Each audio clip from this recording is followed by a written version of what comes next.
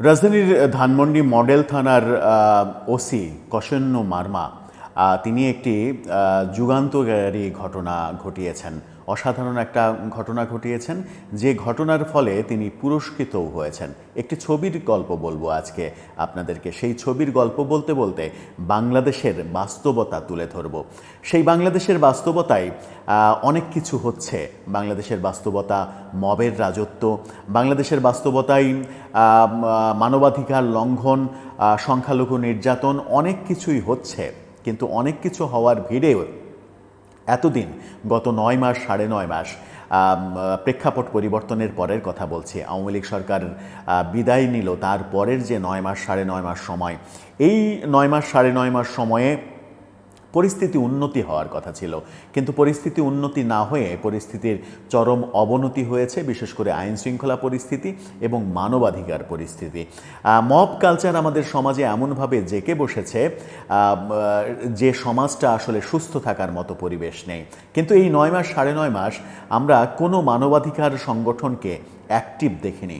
যে সকল মানবাধিকার সংগঠন আওয়ামী লীগের নানা রকমের অপকর্মের বিরুদ্ধে গত 15-16 বছর সোচ্চার থেকেছে, নানা রকমের যুক্তি উপস্থাপন করেছে, নানা কথা বলেছে, তারা চুপচাপ বসে শুধুমাত্র সার্কাস দেখেছে গত 9 মাস 9.5 মাস। অতঃপর 9.5 মাস পরে এসে একটা মানবাধিকার সংগঠন একটু করে কথা বলা শুরু করলো, সেটা একটা ভালো বিষয়। কিন্তু যে ছবির গল্প শুরু করেছিলাম, যে ছবির গল্প বলবো, সেই ছবির আড়ালে অনেক কিছু লুকায়িত আছে। কি লুকায়িত আছে? বাংলাদেশের মানবাধিকার পরিস্থিতি কি? ডক্টর ইউনূস সরকারের আমলে আসলে আমরা কেমন আছি, কেমন থাকার কথা ছিল, সেই আলোচনাই করবো এই ভিডিওতে। থাকবেন পলিটিক্স টিভির নিয়মিত আয়োজনে।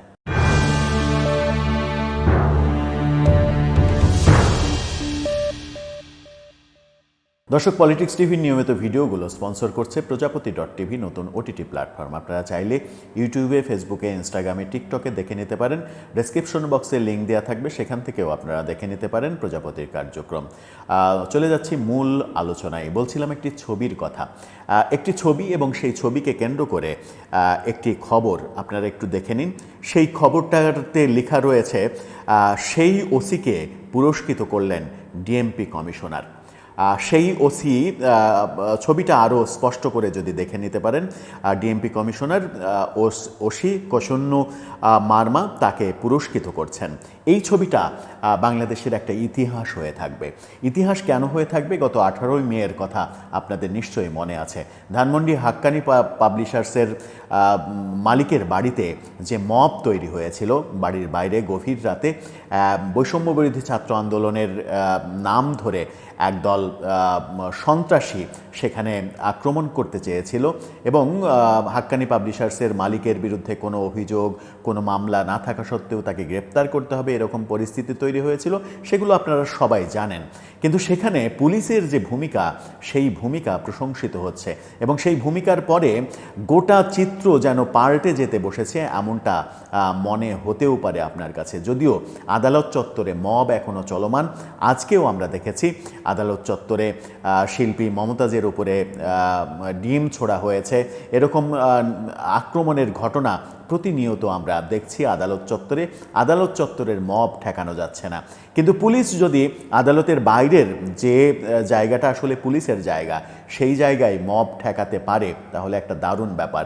এবং মব ঠেকিয়ে দেওয়ার জন্যই তাকে এই পুরস্কারটা দিয়েছেন ডিএমপি কমিশনার। এর মাধ্যমে একটা মেসেজ গেল। মেসেজটা কি? ডিএমপি থেকে পরিষ্কার বলা হয়েছে যে আওয়ামী দোসর ধরার নামে কোনো ধরনের মব বরদাস্ত করা হবে না। এই ঘটনা কেন হলো?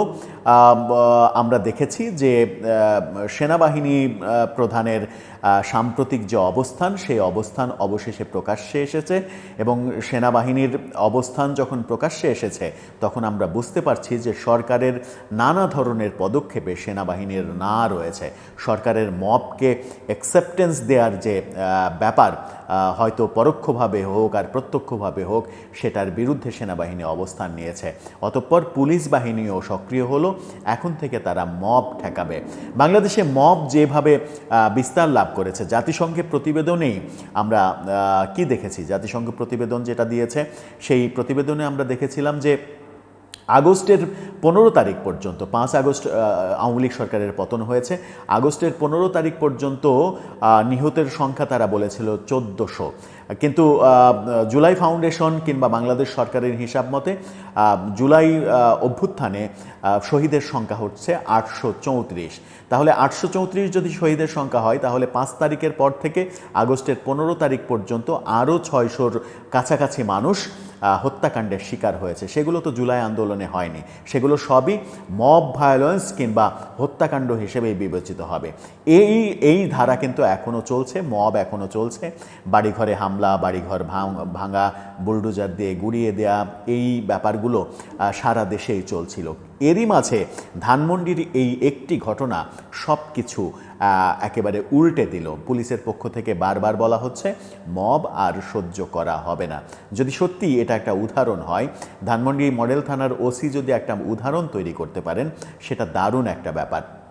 কিন্তু এই যে এত মব হলো, এত মব হচ্ছে, এত মানুষ মারা গেল, এত বাড়ি ঘর ভাঙচুর করা হলো, এত মাজার গুড়িয়ে দেয়া হলো, সর্বশেষ আমরা দেখলাম যে নির্বাহী আদেশে আওয়ামী লীগের কার্যক্রম নিষিদ্ধ করা হলো। কোনো কিছুতেই আওয়ামী লীগের মিছিল মিটিং কোনো কিছু করা যাবে না, কোনো কিছুতেই কোনো মানবাধিকার সংগঠন কোনো কথা বলেনি এতদিন। অতঃপর আজকে এসে হিউম্যান রাইটস ওয়াচ তারা মুখ খুলেছে। তারা যেটা বলেছে সেই কথাটা কালের কণ্ঠ স্পষ্ট করছে, সেটা হচ্ছে যে দেখে নিতে পারেন তাদের ফটোকার্ডটা। আওয়ামী লীগের যে কোনো ধরনের প্রকাশনা, মিডিয়া, অনলাইন এবং সামাজিক যোগাযোগ মাধ্যম, যে কোনো ধরনের প্রচারণা, মিছিল, সভা, সমাবেশ, সম্মেলন ইত্যাদি সহ সকল কার্যক্রম নিষিদ্ধ করা হয়েছে। এর মাধ্যমে দলটির সমর্থকদের বাক স্বাধীনতা ক্ষুণ্ণ করা হয়েছে। শুধুমাত্র আওয়ামী লীগ প্রসঙ্গেই এই কথাটা তারা যখন বলছে, তখন এটা স্পষ্টই বোঝা যায় যে হিউম্যান রাইটস ওয়াচ ব্যাপারগুলোকে গভীরভাবে পর্যবেক্ষণ করেছে। যদিও অভিযোগ তো করাই যায় যে এতদিন মুখ খুললেননি কেন? আওয়ামী লীগের নিষিদ্ধের ঘটনাতে আপনারা মুখ খুলছেন, কিন্তু গত 9 মাস 9.5 মাসে দেশে যা কিছু হয়েছে, আদালত চত্বরে মব তৈরি করা হয়েছে, আদালত চত্বরে যারা মব তৈরি করেছে তাদের বিরুদ্ধে আপনারা একটা কথাও বলেননি, আপনারা চুপচাপ থেকেছেন। আজকে এসে তবুও আপনাদের যে শুভবুদ্ধির উদয় হয়েছে, সেটা একটা বড় বিষয়। হিউম্যান রাইটস ওয়াচ যখন আওয়ামী লীগ নিষিদ্ধের বিষয়ে তাদের মতামত ব্যক্ত করলো এবং এটাকে বাক স্বাধীনতা হরণের প্রসঙ্গ তুলল, তখন গণতান্ত্রিক দেশে এটা একটা প্রশ্নবোধক চিহ্ন আঁকে। যদি আমি দাবি করি যে আমার দেশ গণতান্ত্রিক দেশ, আমার দেশ গণতান্ত্রিক পদ্ধতিতে চলছে, তাহলে এটা কোনোভাবেই গণতান্ত্রিক সিদ্ধান্ত হতে পারে না। তাহলে কি আন্তর্জাতিক যে মানবাধিকার সংগঠনগুলো কিংবা দেশীয় মানবাধিকার সংগঠন এখন পর্যন্ত কোনো কথা বলেনি? এর আগে আমরা নানাভাবে দেখেছি সুজনের বদিউল আলম মজুমদারকে নানাভাবে আওয়ামী লীগের সময়ে একেবারে সোচ্চার দেখেছি। তিনি এখন সরকারের হয়ে নানা ধরনের কাজকাম করছেন, একটা কথাও সরকারের সমালোচনা করছেন না, সরকারের ভুল একটা প্রসঙ্গ উচ্চারণ করছেন না। সব মিলিয়ে যেন দৃশ্যপটগুলো পাল্টে যাচ্ছে। আমরাও চাই দৃশ্যপট পাল্টাক, কিন্তু পজিটিভলি পাল্টাক।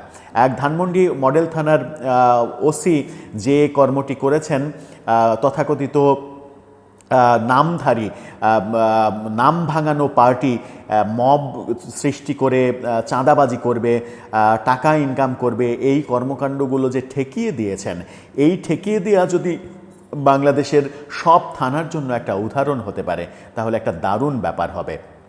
কিন্তু সেই দারুণ ব্যাপারগুলো যদি হতে হয়, তাহলে ধানমন্ডি মডেল থানার ওসির মতো প্রত্যেকটা থানায় একজন করে ওসি দরকার, যিনি বলিষ্ঠ কণ্ঠে প্রতিবাদ করতে পারবেন, দাঁড়িয়ে যেতে পারবেন বুক চিতিয়ে, যে না, আমি কোনো নিরপরাধ মানুষকে গ্রেপ্তার করব না, পারলে যা ইচ্ছা তাই করে নেন। এভাবে বুক চিতিয়ে কথা বলার যে সাহস পুলিশের অর্জন করতে হবে আবার, তবেই বা হয়তো আমাদের পরিস্থিতিগুলো ফিরে আসবে। হিউম্যান রাইটস ওয়াচ যে কথাগুলো বলল, সেই কথা বাংলাদেশের সামাজিক বাস্তবতা। সেই সামাজিক বাস্তবতায় মানবাধিকার সংগঠন যখন কথা বলা শুরু করেছে, তখন সরকারেরও হয়তো টনক নড়বে, সরকারেরও ইউটার্ন নেওয়ার একটা পরিবেশ তৈরি হবে। দেখা যাক সে সামনে কোন পরিস্থিতি তৈরি হয়। দর্শক, আপনার কি মনে হয় এতদিন পরে এসে হিউম্যান রাইটস ওয়াচ যে কথাটা বললেন, তারা সেই কথার ভিত্তিতে সরকারের কার্যক্রমের কি কোনো ফারাক আপনারা প্রত্যাশা করেন, নাকি আগের মতোই চলতে থাকবে সব কিছু? আপনার মতামত জানিয়ে লিখতে পারেন আমাদের কমেন্ট বক্সে।